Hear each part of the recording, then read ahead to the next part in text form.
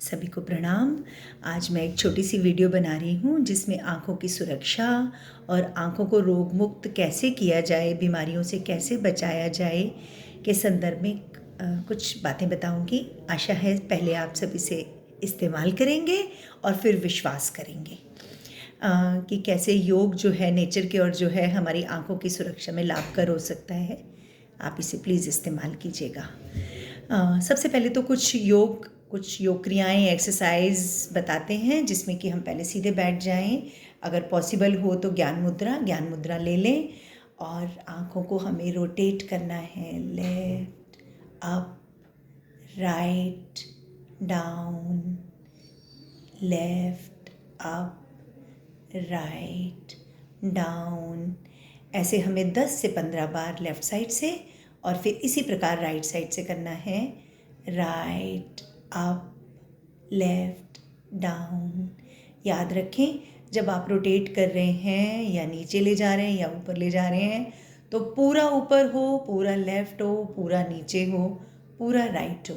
10 से 12 बार ये प्रक्रिया हम करेंगे और इसके बाद आँखों को अच्छे से दबाएंगे, स्क्वीज़ करेंगे, अपने हाथों को गरम करेंगे। गरम करने के बाद आँखों पे इस प्रकार लगा लेंगे। ऐसे भी 2 से 3 बार हमें ये प्रक्रिया करनी है।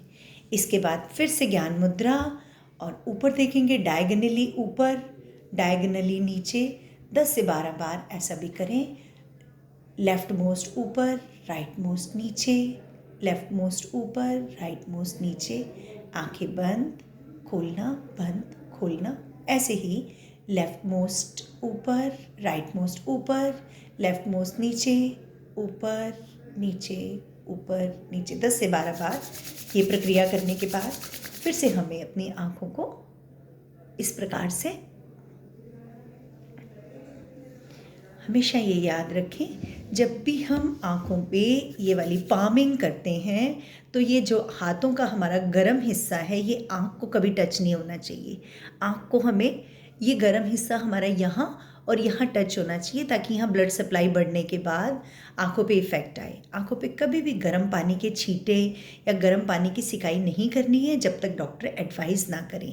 तो हमें इसको करने के लिए सबसे ज़्यादा क्या ज़रूरी है? सबसे ज़्यादा ज़रूरी है कि हाथों की गर्मी अच्छे से आए और हमारे इस पोर्शन से आँखों को पूरा का पूरा स्ट्रेंथ मिले, ब्लड सप्लाई मिले। इसके बाद अगली है त्राटक क्रिया। ये जो रोटेटरी मूवमेंट है ये एंटी क्लॉकवाइज की हमने, क्लॉकवाइज की हमने, ऊपर की, नीचे की, दोनों साइड डायगोनल की। इससे हमारी सारी मसल स्ट्रेंथन हो जाती हैं। आप देखिए, जो भी मसल्स यूज़ नहीं होंगी, पूरी तरह से यूज़ नहीं होंगी, वो हमारी काम करना बंद कर देती हैं। इसीलिए हमारी आँखों की रोशनी कम होती है क्योंकि हमने आँखों की मसल्स को पूरा इस्तेमाल नहीं किया है। अब हम करते हैं त्राटक क्रिया। त्राटक 3 प्रकार का है, एक बाहरी त्राटक, एक मध्यमा त्राटक, एक आंतरिक त्राटक। तो पहले हम करेंगे बाहरी त्राटक। बाहरी त्राटक के लिए अपने हाथ का अंगूठा इस तरह से लेकर के आएंगे और इसको हमने लगातार देखते जाना है। लगातार टकटकी लगा के देखते रहेंगे, देखते रहेंगे, देखते रहेंगे।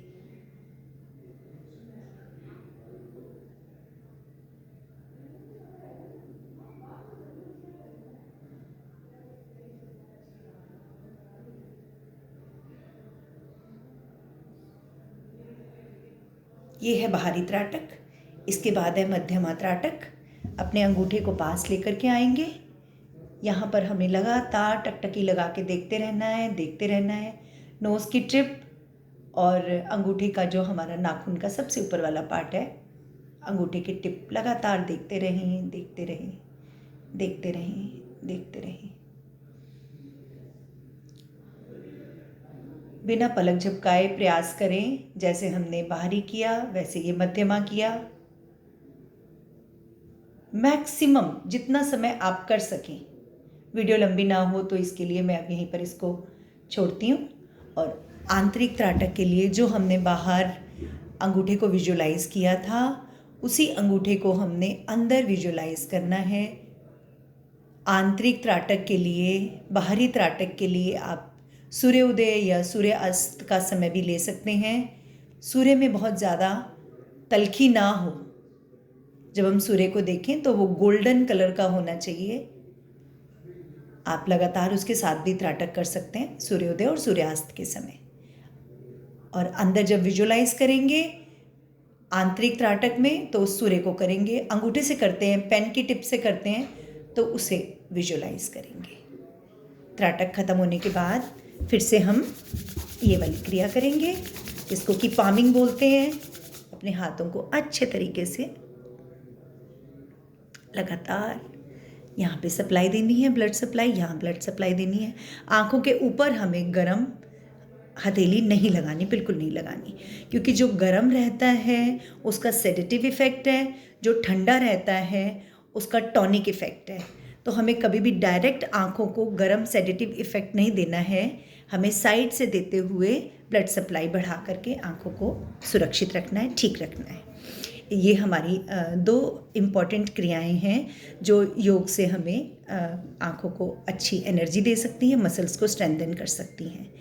और जब भी हम बहुत देर तक स्मार्टफोन या स्मार्ट टेलीविज़न या लैपटॉप टैब वगैरह के पास में हैं, साथ में हैं, तो हमें हर 20 मिनट के बाद 20-20-20 का रूल अपनाते हुए हर 20 मिनट के बाद 20 फुट की दूरी पे 20 सेकंड के लिए देखना है। इससे हमारी आंखों पे जो डिजिटल आई स्ट्रेन रहता है, जो ब्लू रेज की वजह से हमारी आंखें ख़राब या कमज़ोर होने लगती हैं, दर्द होने लगता है, तकलीफ़ होने लगती है, उससे हम बच जाएंगे।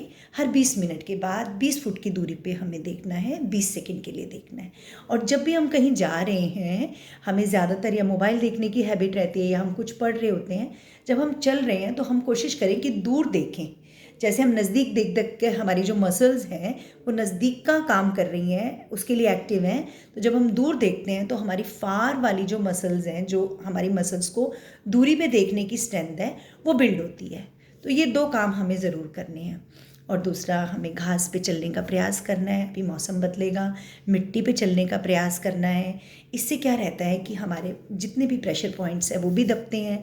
हरियाली पे जब हम चलते हैं, हरियाली को जब हम देखते हैं, हमारी आंखों के लिए बहुत सूदनिंग रहता है। अब हम आते हैं थोड़ा सा खान पान पे।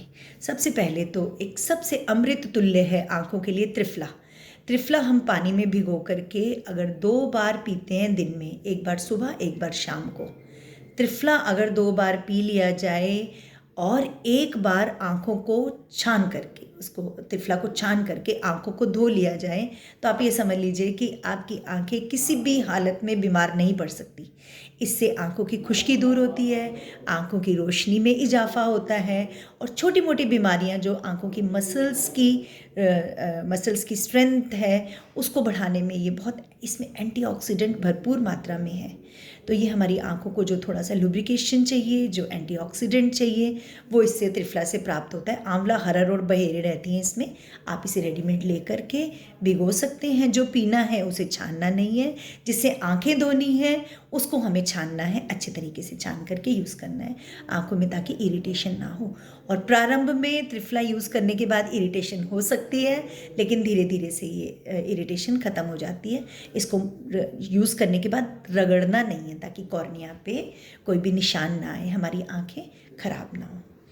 इसके अलावा हरी पत्तेदार सब्जियां, रंगीन दिखने वाले फल और सब्जियां, जिसमें कि अल्फ़ा और बीटा कैरोटीन का तत्व भरपूर मात्रा में है, हमें ज़्यादा मात्रा में लेना है।